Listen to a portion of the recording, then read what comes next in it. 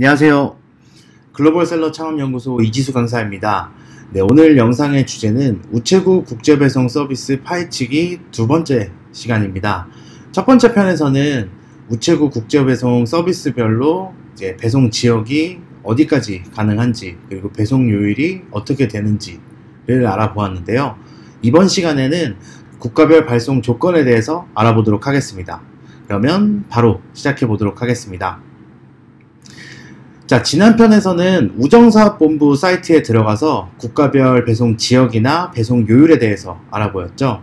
이번 시간에는 우측에 있는 인터넷 우체국 사이트에 들어가서 국가별 발송 조건, 그리고 우체국 전체 공지사항 확인하는 방법에 대해서 알아보도록 하겠습니다.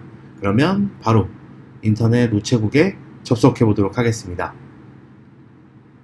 자, 제가 인터넷 우체국 사이트에 들어왔는데요. 상단에 보시면 EMS 국제 우편이라고 하는 메뉴가 있습니다. 이 메뉴를 클릭을 하시면 지금 제가 보고 있는 페이지가 나오게 되는데요. 자, 오늘 확인할 내용은 국가별 발송 조건이죠. 좌측의 메뉴에 보시면 국가별 발송 조건 안내라고 하는 메뉴가 있습니다. 해당 메뉴를 클릭하시면 이제 각 서비스별 발송 조건 안내가 나오는데요. 이 EMS 프리미엄을 클릭을 하시는 게 좋습니다. 그래야 이제 많은 국가를 확인할 수가 있는데요. 보시면 상당히 많은 국가들이 있죠. 자, 오늘은 제일 많이 보내는 국가 중에 하나인 미국을 보도록 하겠습니다. 미국을 선택을 하고 검색을 누르면 이렇게 각 국가별 조건이 나오는데요. 좀 크게 확대를 해서 보도록 하겠습니다. 자, 가장 먼저 이제 이 EMS 서비스를 이용을 해서 미국으로 보냈을 때 보낼 수 있는 최대 크기, 이제 규격이죠. 규격과 무게를 볼 수가 있는데요. EMS의 경우에는 이 각 국가별로 이 규격과 무게가 약간씩 다 다르기 때문에 혹시 좀 큰 물품을 보낸다고 했을 때는 미리 이 사이트 들어오셔서 이 규격과 무게를 확인해 주시는 것이 좋습니다. 그리고 이제 국가별 발송 조건 중요하게 보셔야 될 게 이 아랫부분인데요.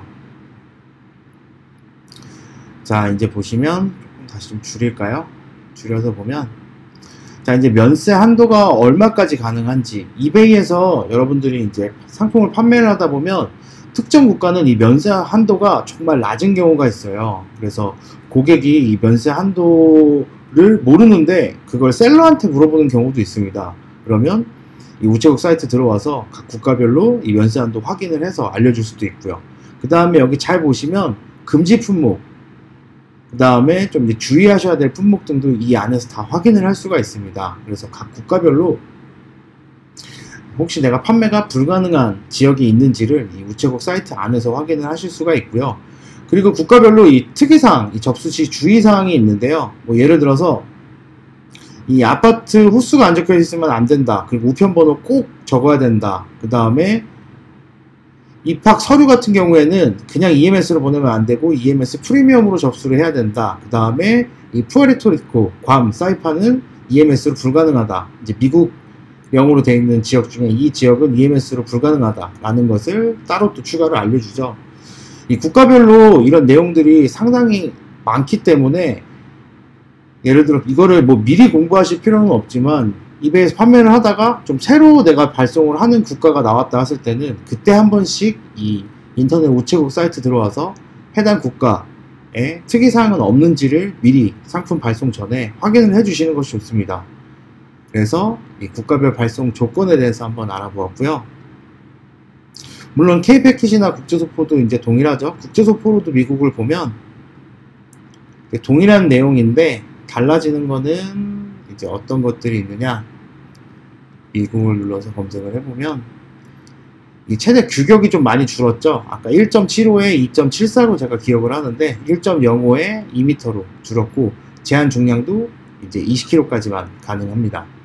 이 안에 있는 내용은 동일하다고 보시면 됩니다. 이 국가 이 규정과 관련된 부분이기 때문에 이 주요 안내사항은 크게 달라지는 건 없고요. 대신 이제 접수 시 주의사항이 없어졌죠. EMS와 다르게 국제소포는 크게 뭐 신경 써야 될 부분은 없는 것 같습니다. 자, 그래서 국가별 발송 조건 봤고요. 그리고 이제 이 국제 배송과 관련된 공지사항은 여기 중앙에 보시면 공지사항 항목이 있습니다. 여기에 더보기 클릭을 해주시면 우체국을 통해서 국제 배송을 할 때 좀 어떤 문제가 생긴다든지 뭐 특정 국가가 배송이 지연이 되거나 배송이 불가능하다든지 하는 경우에는 다 여기에 공지를 해줍니다. 뭐 저 같은 경우에는 뭐 화산이 폭발을 해서 발송이 지연이 된다, 아니면 그 나라가 내전 중이라서 지금 발송이 상당히 지연된다 라고 하는 안내를 받은 적도 있는데요. 그런 내용들을 다 이 공지사항 안에서 확인을 하실 수가 있다고 보시면 되겠습니다. 보시면 지금 제목만 봐도 뭐 중국행 지연이 되고 있고 일본행도 지연되고 있고, 그 다음에 뭐 마스크 발송 가능하다, 뭐 판매용이 아니라 뭐 가족한테 보내는 게 발송 가능하다라는 걸 제가 봤고요. 그리고 뭐 미국 외 4개 국가 K-패킷 접수 재개 안내. 그 이전까지는 지금 현재 코로나 때문에 우체국 거의 대부분 국가가 발송이 다 막혔었습니다. 근데 하나씩 이제 다시 배송이 재개가 되는 것을 확인을 할 수가 있고요. 두 번째 페이지로 가보면 접수 제한 안내가 있죠. 그 다음에 우편물 접수 가능 국가도 있고요. 가능 국가 한번 보면 쭉 국가명들이 있고, 각 서비스 EMS, 항공소표, 선편소표, 항공통상, 선편통상 이렇게 해서 가능, 불가능, 그 다음에 뭐 제한적으로 불가능 한 것들을 전부 이렇게 자세하게 안내를 해주고 있습니다.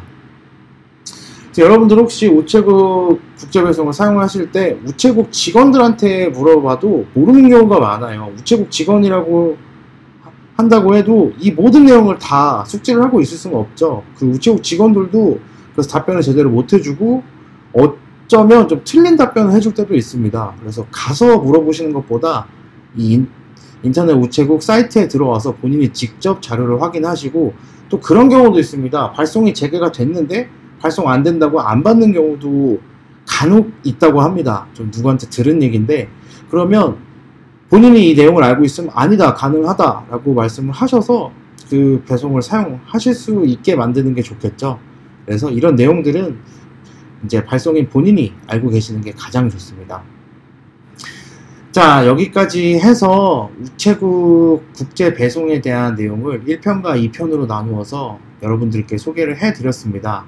정말 사실 뭐 제가 수업 때 알려드리는 내용에 반의 반도 안 되게 좀 간단하게 설명을 드렸는데요.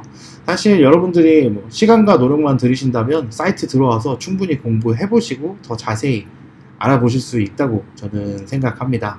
그래서 관심이 있으시다면 이 우정사업본부 사이트와 인터넷 우체국 사이트 들어가 보셔서 국제배송 서비스를 어떻게 이용하면 되는지, 뭐 요율은 어떻게 되는지, 발송 조건은 어떻게 되는지, 그리고 현재 발송 가능한 국가는 얼마나 되는지 등등을 좀 자세히 공부해 보셨으면 좋겠습니다.